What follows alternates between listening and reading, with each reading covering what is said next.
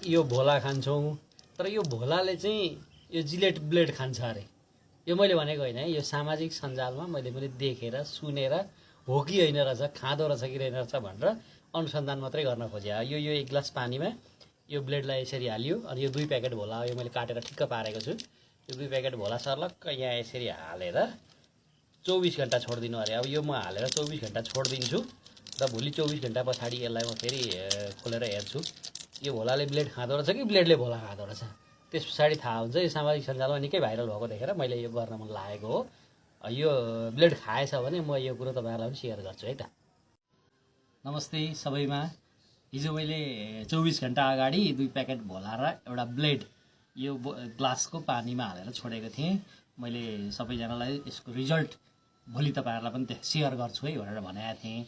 अब हेर्नु यसको कलर यस्तो भएछ 24 घन्टामा 2 प्याकेट भोलाको करामत। अब यो भोला र ब्लेडको द्वन्द्वमा को विजय हुने रहेछ यहाँ हेरौँ है त। अब यसलाई बोटुकामा म यो खन्याउँछु, तपाईँहरूको अगाडि खन्याउँछु, हेर्नुहोस् है।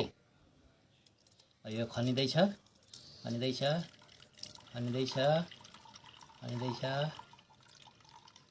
ब्लेड जस्ताको तस्तै छ, ब्लेड जस्ताको तस्तै छ। यहाँ हेर्नुहोस्, यहाँ हेर्नु है। अब यहाँ ब्लेडमा निकाल्छु, ब्लेड जस्ताको तस्तै छ भनिसकेपछि यो मैले पत्याइनँ। सामाजिक सञ्जालमा मान्छेहरूले हाल्नु भएको थियो। यी ब्लेड भाँचिने अवस्था पनि छैन, कलर